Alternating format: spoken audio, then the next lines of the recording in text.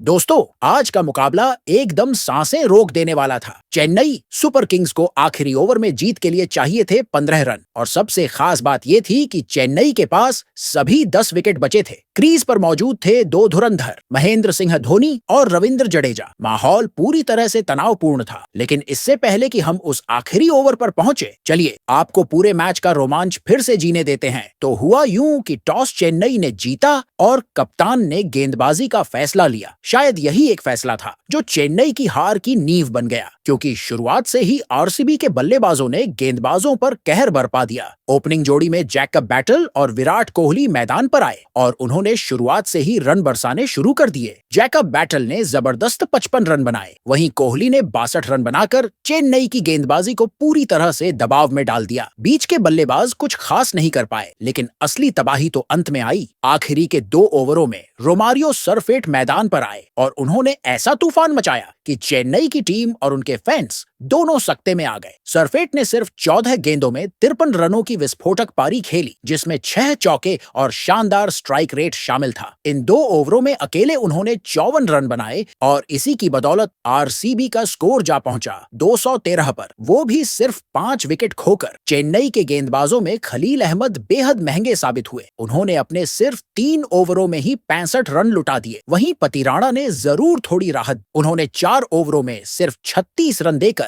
3 wicket झटके। इसके बाद आई चेन्नई की बल्लेबाजी और शुरुआत से ही लगा कि ये मुकाबला एकदम कांटे का होने वाला है। क्रीज पर आए युवा बल्लेबाज आयुष मात्रे और उन्होंने ऐसा तूफानी अंदाज अपनाया कि हर ओवर में रन बरसने लगे। एक ओवर में उन्होंने भुवनेश्वर कुमार को अकेले ही 26 रन जड़ दिए, 5 चौके और एक शानदार छक्का, जिससे स्टेडियम गूंज उठा। वहीं दूसरी ओर शेखर रशीद और सैम करन उम्मीद के मुताबिक प्रदर्शन नहीं कर पाए और जल्दी आउट हो गए। तब आयुष मात्रे का साथ देने आए रविंद्र जडेजा और इन दोनों ने मिलकर पारी को फिर से मजबूती दी। लेकिन क्रिकेट का यही रोमांच है, जब लगता है कि जीत पक्की है तभी कहानी पलट जाती। आयुष मात्रे 94 रन बनाकर आउट हो गए और यहीं से मैच में एक बार फिर रोमांच लौट आया। अंतिम ओवर में चेन्नई को चाहिए थे 15 रन और स्ट्राइक पर थे जडेजा और धोनी। यश दयाल गेंदबाजी कर रहे थे और पहली ही गेंद थी डॉट। दूसरी गेंद पर 1 रन आया और तीसरी गेंद पर धोनी आउट हो गए। 8 गेंदों में सिर्फ 12 रन बनाकर फिर आए शिवम दुबे, जिन्होंने आते ही एक नो बॉल पर चौका मारा, जिससे चेन्नई को थोड़ी राहत जरूर मिली। लेकिन अंतिम 3 गेंदों पर यश दयाल ने कमाल की गेंदबाजी की और सिर्फ 3 रन ही दिए। आखिरी गेंद पर चेन्नई को जीत के लिए 4 रन चाहिए थे, लेकिन सिर्फ 1 रन ही बन सका और इस तरह आरसीबी ने यह मुकाबला 2 रनों से जीत लिया। रविंद्र जडेजा